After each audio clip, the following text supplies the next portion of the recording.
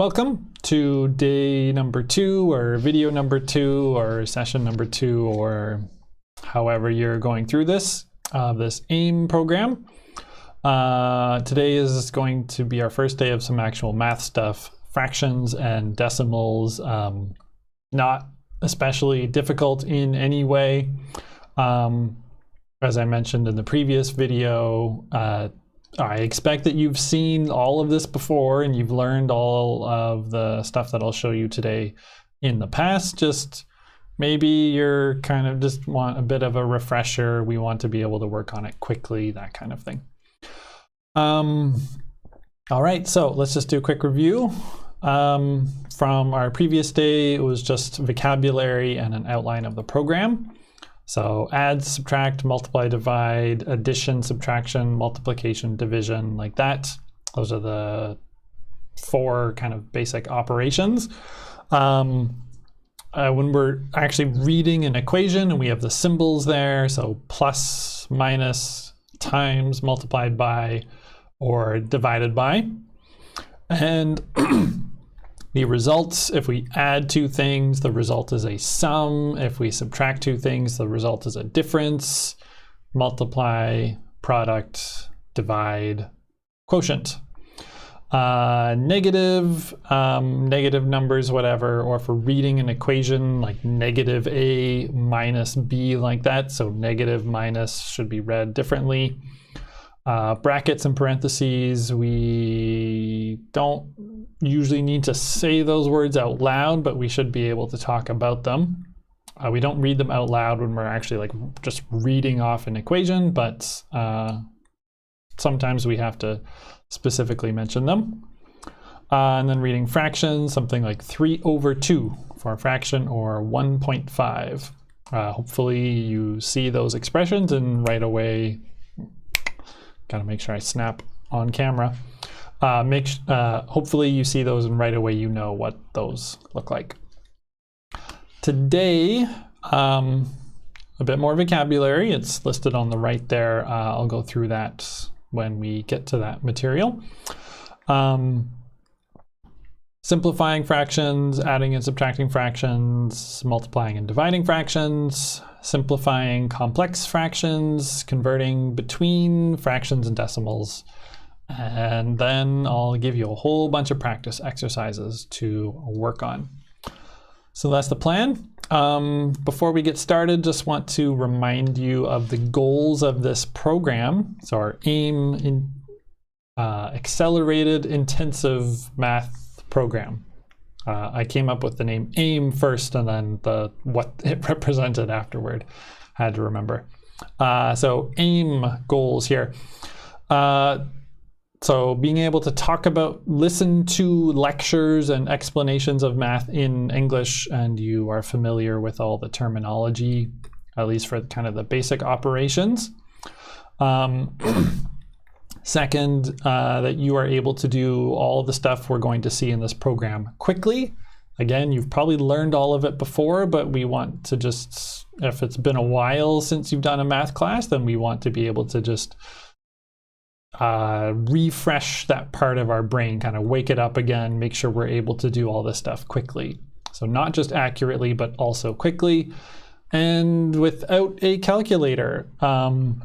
Because simple operations like we'll be seeing, you can work through them pretty quickly on paper or just in your head. We want to get that math part of our brains working again. All right,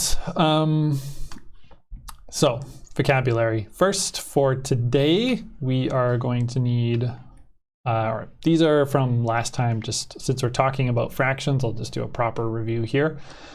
A over B for reading a fraction, just because it's sort of physically over the other one, just sort of a visual description. If we have numbers, though, we can also read it like this: 5/7 or 2/3 or something, or 3/100.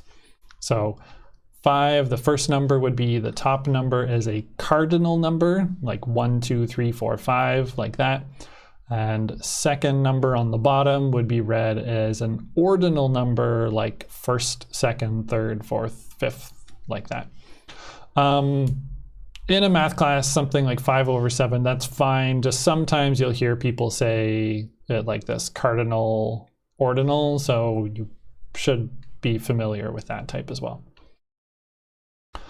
All right, that was from last time. For today's new vocabulary, so numerator and denominator. So the fancy names for the top number and bottom number of a fraction. I will, like, honestly, in this program, I will probably just say like top number, bottom number, just to make things easier. But sometimes the word denominator does come up. I'll use that a little bit. So good to know these fancy terms here. Second one, if we have a fraction and we flip it upside down like this, that is a reciprocal. So the reciprocal of a over b is b over a. So that's basically means the opposite of something. So reciprocal is specifically when we're dealing with fractions, but in more general and other math contexts like addition and subtraction are inverse operations. One is the opposite of the other. Multiplication and division are inverse operations, that kind of thing. So reciprocal or an inverse. Those are both words that we could use to describe the situation. Inverse is a noun. The verb here would be invert. Invert. So that will come up as well. And last one, we're going to talk about if we have a fraction like this and it isn't the simplest form, then we could simplify the fraction or reduce the fraction or expression or equation or whatever to the simplest possible form. So those are some terms that I will be using today. All right, moving on to our first math thing, just starting off nice and simple, simplifying fractions. By the way, these are all from, you can always see here, all the questions I'm using are from the textbook one of the textbooks that I talked about. It'll be kind of a mix, but it'll always be listed here, and then on each actual day, you'll see right at the top here, this textbook and this exact example. The example numbers are independent of the chapters in the book, so there's only one example in the book called 1.24, so just find that example and you can see a more detailed description of what I will be doing. All right, so simplifying fractions, just kind of intuitively we want to look for a common factor, another term here. So a shared factor. So factor is a common factor is any number that can evenly divide both of these. So first we can just look for actual factors like 315. Well, what can we evenly divide that by? Just intuitively in your head, you can probably see some stuff. So let's switch over right there. So let's say 315, well, I can obviously divide that by 5 here. So 5 times whatever. 5 times 60 would give me 300, and 5 times 3 would give me 15, so 5 times 53. And 770, that's going to be just, well, 10 and 77. Okay, split them up into some factors. No common factors yet though, so we can do a bit more. 63, that is 7 times 9. 10 is 2 and 5. 77 is 7 and 11. Okay, so 7 on the top and bottom, those cancel out. 5 on the top and bottom, those cancel out, or they eliminate each other, and then we're left with a 9 on the top. So -9 over, and 2 times 11 on the bottom, that's 22. So there's our final answer, -9/22. Okay, so simple. So this is me giving all the kind of detailed explanation in case you completely forgot how to do this stuff.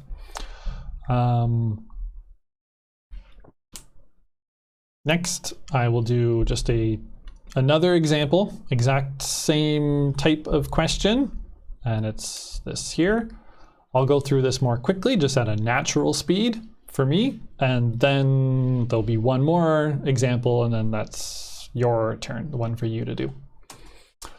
All right, so -69/120, we can see on the top here, definitely a factor of 3. So 3 times something, 3 times 20 would be 60, and then 3 there, so 23. And on the bottom, 120, well, that's 10 and 12, and -3/23. 10 is 3, 4, okay. So 3 cancels out. 23 is a prime number, so 10 we can split up more, but 23 we're kind of stuck there. So -23/40. That looks like that's the simplest possible form of this. That's a 40, not a 46. 40. Okay, so that was my turn, and now it's your turn with just the very next example from the book, that number. So that's you. I'm going to disappear for a few seconds, pause the video, solve it, and then we'll come back and I'll show you just the number, not the process, just the final number. Hopefully yours is the same as mine. All right, go ahead.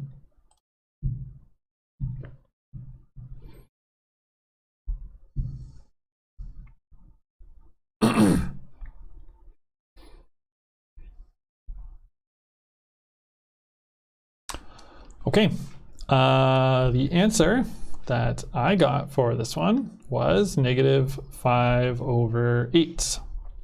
Hopefully you got the same number that I did.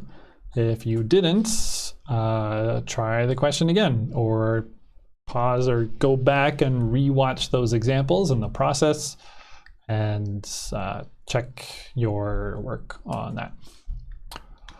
If you do need more detail and more explanation, again, in the textbook, this example, 1.24, there's a very long, detailed explanation.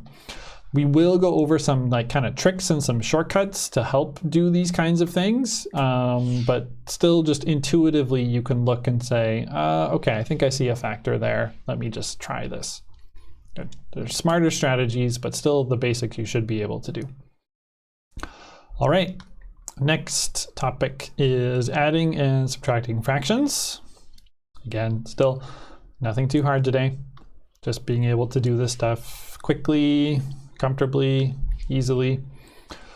So if we have something like this, 7/12 plus 5/18, then I want,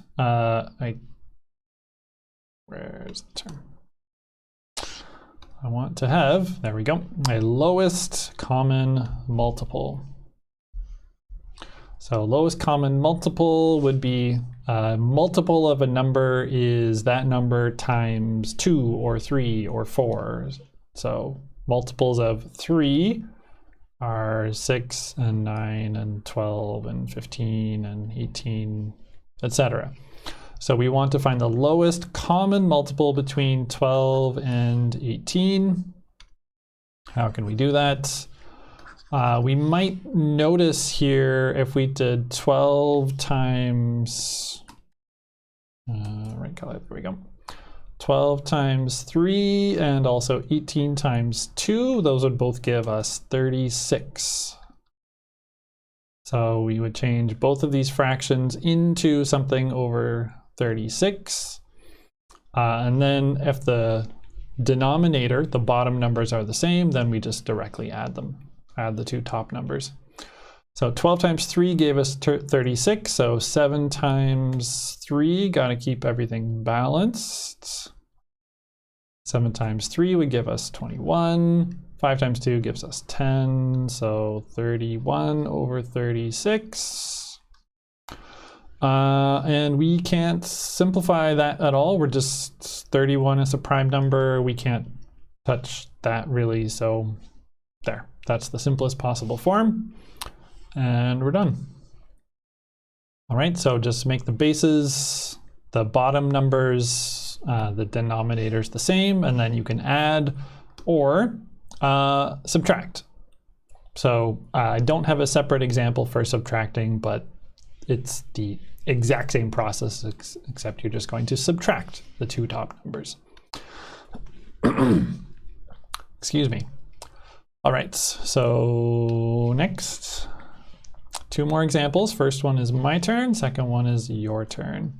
The other thing that we can do here, if we don't immediately see a common multiple, then we can always just multiply the two bottom numbers together.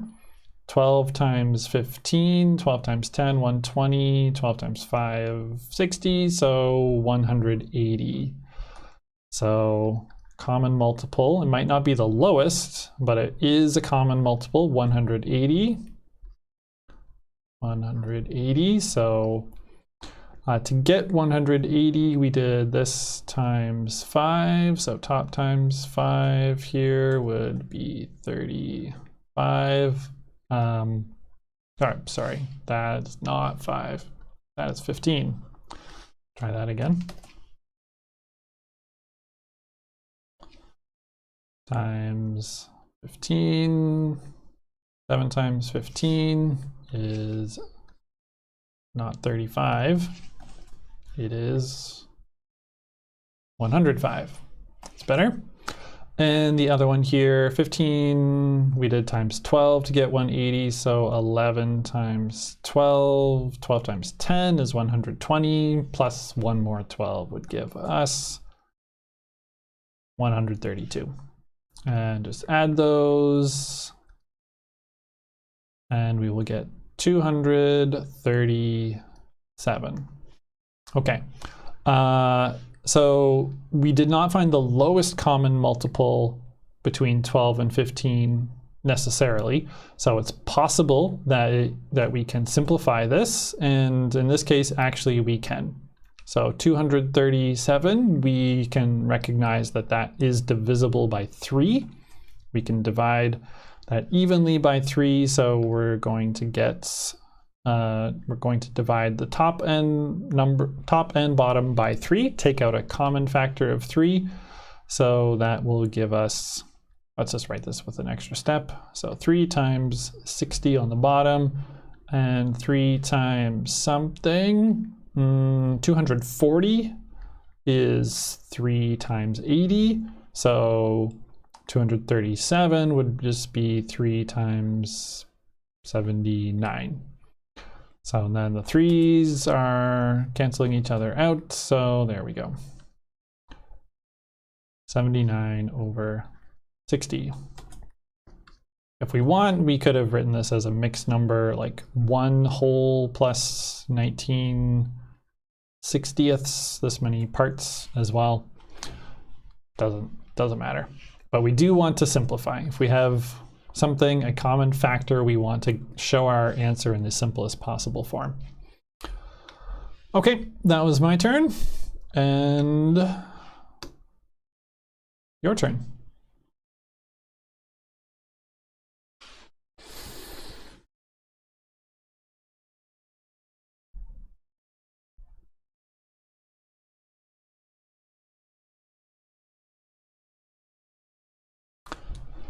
All right, and let's show the answer here, which I worked out in advance, and I found that it was 103 over 60. Let's check my notes. Yep. Hopefully you got the same thing. All right, next topic, multiplying and dividing fractions. I guess just quickly. If you feel like you want more practice about this, at the end of this video, I'll show a big long list of possible practice questions you can do from our textbook. So there's lots of practice if you need it. Multiplying and dividing fractions. So we'll do some examples of multiplying and then some examples of dividing. All right, so negative 12 over 5 times negative 20x. So hopefully we all recognize that this is actually a multiplication happening here. So times negative 20x. Okay, so it is just the 12 times the 20x there, but just in case, we can always take something like this and rewrite it as a fraction. 20x over 1, like this. So if you see it like this, then maybe it's a little easier to think about. You multiply the two top numbers together and multiply the two bottom numbers together, and that will give you your result. So here we will have, I'll just rewrite this as an extra step. Negative 12 times negative 20x, and on the bottom, 5 times 1. So on the top here, that is going to be 480, sorry.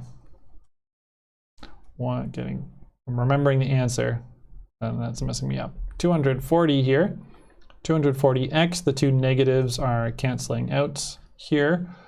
And then on the bottom, that's obviously just 5, and we can simplify that. 240, we can divide that by 5. So divide it by 10 would be 24, times 2 would be 48. So there we go, 48x. And there's our answer. So just multiply the two top numbers together, two bottom numbers together, and that's multiplying fractions. All right, we'll erase, and next one. So my turn first.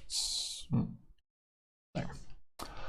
All right, 11 times negative 9a will be negative 99a over 3, and we can simplify that to negative 33a.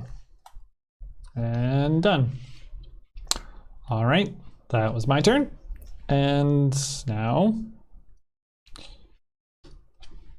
your turn.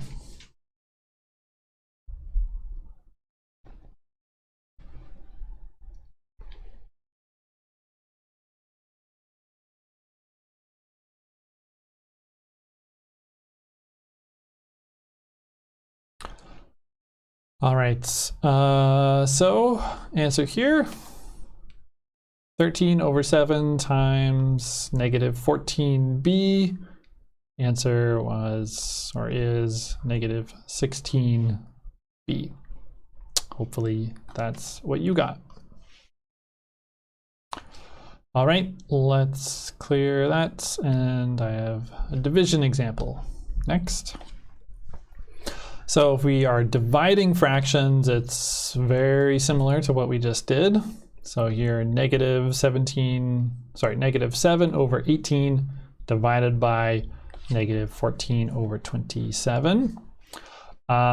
Two ways that this is usually talked about or taught in English. So cross multiply. Instead of with multiplying fractions, we multiply just across, the two top ones together, two bottom ones together. Excuse me. For dividing, we kind of cross multiply, take the top one on one side and multiply by the bottom one on the other, and then the bottom one on the first one, top on the other. Instead of that, I usually like to think about this as invert and multiply. We take the second fraction, flip it over, invert it, and then we multiply, change the division to multiplication. So negative 7 over 18. And if we invert, so change this to multiplying and flip this, we'll change to negative 27 over 14. All right. So now we could just multiply here, of course. So negative 7 times 27 and 18 times 14. But why not simplify first before we do the multiplication and then have to simplify afterward? Here it's a little easier to see. We have a 7 on the top and a 14 on the bottom, so that just simplifies to a 1 and a 2. And negative 27 and 18 here, so 27 over 18 is just 3 over 2, so that's, and the two negatives are canceling out here. So 1 times 3 over 2 times 2, so 3 over 4. There's our solution. So invert and multiply is the process here. Little sort of side question for you. Why do we invert and multiply? Why does that work? There's a fun little proof. It takes like 2 minutes to do. But you can probably figure it out for yourself. Use just the basic rules of multiplying fractions and then try to prove to yourself, convince yourself that this invert and multiply process actually works. Okay, so there's the example, invert and multiply. Let's erase my turn here. So negative 7 over 27 times 36 over 35. And if we simplify 36 over 27, that's a 4 and 3. 7 over 35, that's 1 and 5. So that gives us, so I forgot the negative sign here. Negative inside the brackets. So both terms are negative, so our result is positive. So we will have 4 over 15. There's our result. And can't simplify that any further. Okay, that was my turn. And now your turn.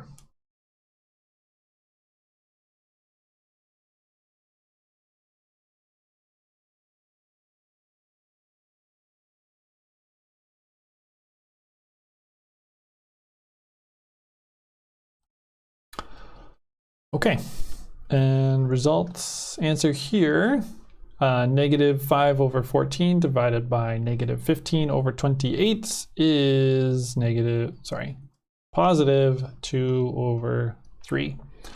If the English part of this is practice for you, then do what I'm doing and try to like actually just read this out in your head.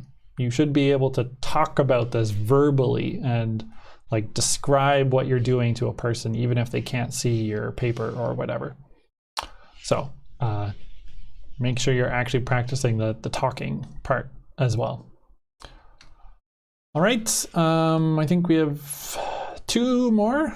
So simplifying one more after this. So first, simplifying complex fractions. This is basically the whole invert and still just dividing fractions, inverting and multiplying.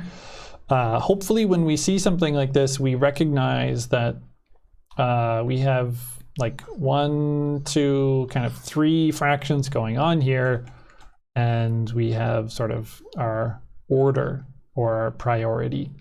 So x over 2, xy over 6, and then kind of after those, then we have sort of this larger fraction happening here. We can't just randomly change the order with division. But we can rewrite this and make it a bit easier to think about. So let's write this as x over 2. A fraction is the same as dividing, divided by xy over 6. Okay. So then it's the exact same thing that we just had. So inverts x over 2 and multiply 6 over xy. X's are going to cancel out. 6 is going to turn into a 3. 2 is turning into a 1. So that is 3 over y. And that's as simple as that's going to get. So there, solved. So if it's a big, crazy looking fraction, just kind of rewrite it in a way that makes it easier to think about, and then it'll be easier to solve. All right, my turn here with the 2 practice ones. A over 8, divided by a b over 6, a over 8 times 6 over a b. A's are canceling out, 6 and 8, that's going to turn into a 3 over 4, and a b on the bottom. 3 over 4b. Done. All right, and your turn. P over 2 over PQ over 8. Go ahead.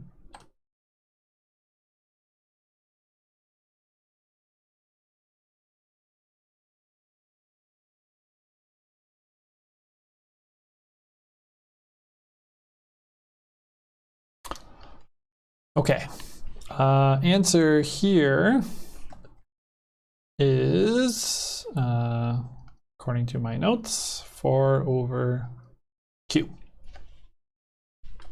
So hopefully you got the same answer for yourself. All right, last one here. Converting between fractions and decimals. So we'll kind of do the first half now, from a decimal to a fraction. So let's say we have something like this, 0.374, and we want to write it as a fraction. So steps, just write it as a fraction over 1. Well, that's very easy, 0.374 over 1. Doesn't change anything. Multiply to remove decimals. So 0.374, if we want to get rid of the decimal there, we're just going to multiply by 1,000. And if we do something to the top, we must do the same thing to the bottom, keep everything balanced. 374 over 1,000, 374 over 1,000. But we can simplify this a little bit, so let's do that. So I don't see a factor of, like, obviously not 5 or 10, not 4, but at least 2. We can take out a common factor of 2 here. So 374 divided by 2. If I look at the complement with 400, that's 26. Half of that would be 13, so 200 minus 13 would give us 187. And divide the bottom by 2 as well, 500. Don't think we can go further. Can't divide that by either one by 3, not by 4. If we think of the factors of 500, none of them are going to work with 187. Again, there'll be a day or two when we, 2 days later, 3 days later, when we talk about sort of strategies about how to do this stuff and what to look for and how to find some shortcuts. But again, you probably know some of those already, so see if you can find any factors. Reduce in whatever method you want.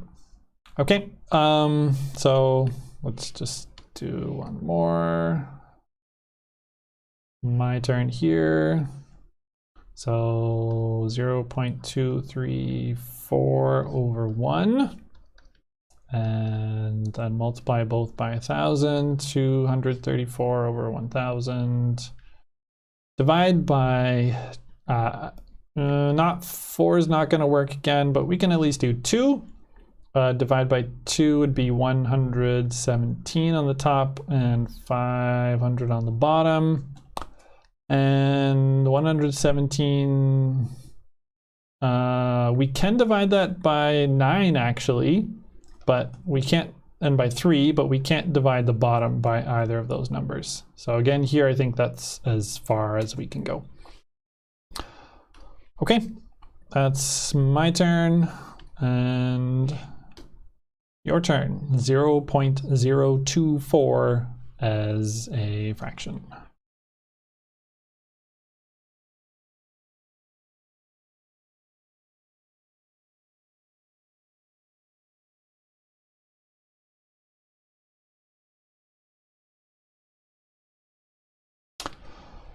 Okay, this one, if we simplify this as much as possible, will turn into 3 over 125.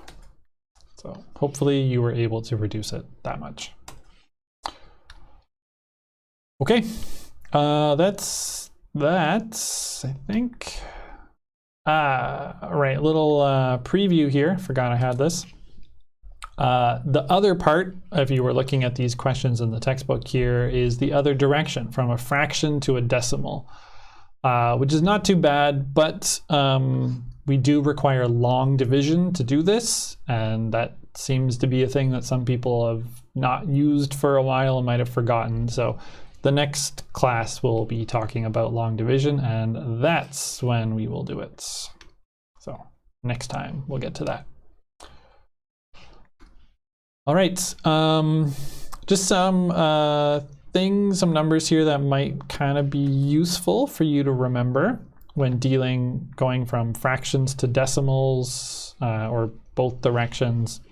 So like, 1 over 2 is 0.5. I think we remembered something like that.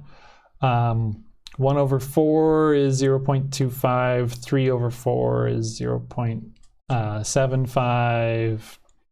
1 over 5, 0.2, 2 over 5 is 0.4, 3 over 5 is 0.6, like that. So some easy ones. 1 over 8, probably you know or have remembered. So 1 over 8, 0.125.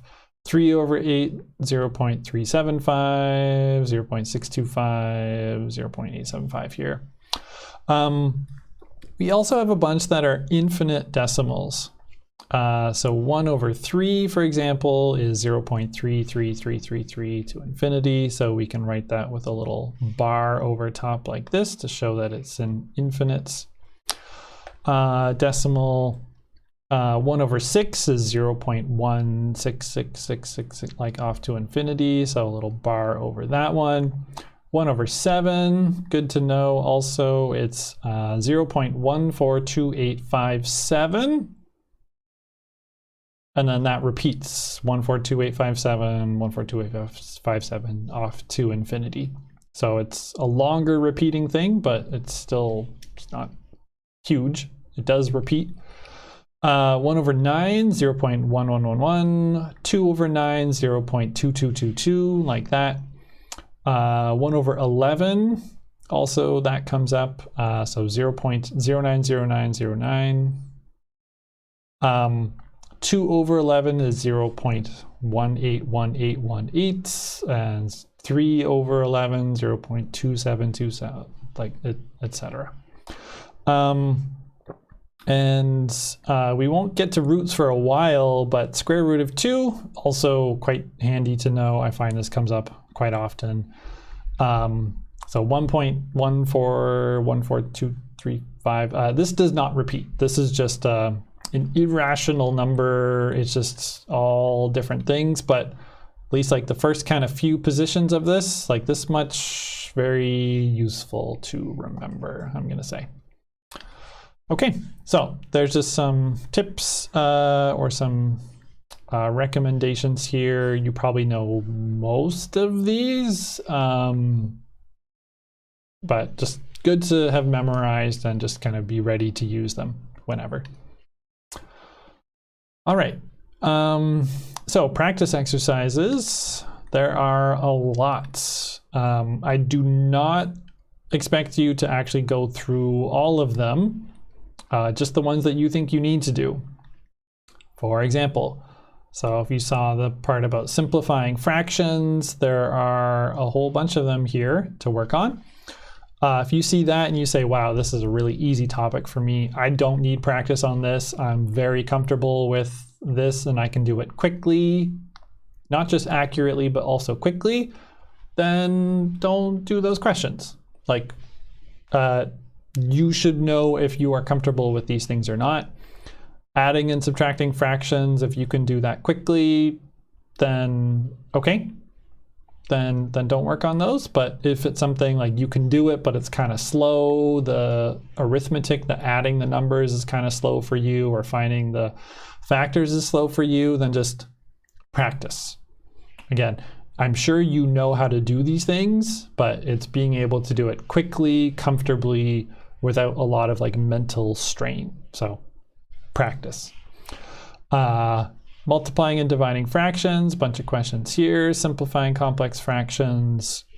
And then after those, there's just a bunch of sort of mixed practice. It's on all sorts of different things within this set here. So if you think you're comfortable with all of these, then just take a look at some of these mixed practice and make sure you're able to go, again, through them quickly and accurately. The textbook has answers for all the odd numbered questions, have answers in the back, so you can check your work on everything. Excuse me. And then from chapter 1.4, these were from 1.3. From 1.4, there's a few more here about converting decimals to fractions, but we'll have more about that tomorrow, or in the next video, whenever you watch it. Okay, so keep yourself honest. Don't just say, well, I don't feel like practicing, and then don't do it, because then this whole thing is just a waste of time. Like, if you're very comfortable with it and you're confident, then okay. But if you're not like 100% confident you can do this very quickly and easily, then do the practice. Actually check your work. Okay, wrapping up. So vocabulary we talked about today is here on the right. Numerator, top number, denominator, bottom number of a fraction. A reciprocal is a flipped over fraction, the opposite fraction. Or more generally, we have these words inverse and invert. We simplify or reduce a fraction or an expression to just be the simplest possible form. Common factors, any number that can evenly divide two other numbers or three other numbers, multiple other numbers. If it can, then we can kind of cancel out those common factors or eliminate them to simplify whatever we're working on. With adding and subtracting fractions, we want to find the lowest common multiple. If you don't find the lowest, then you just kind of multiply the bottom numbers, get your result, and then afterward you're going to have to simplify. So if you can find the lowest common multiple, you just save yourself some work. All right, simplifying fractions, adding, subtracting fractions, multiplying and dividing, simplifying complex fractions, converting from fractions to decimals, and we'll do the other direction in the next thing, the next day, the next video. And lots of practice questions for you to work on. Tomorrow, next video, we are going to do long multiplication, long division, and then have some practice questions for you to work on. So that's it, and that has been day 2 of this program. So thank you for watching, and I will see you back here whenever you're ready for the next part. Goodbye.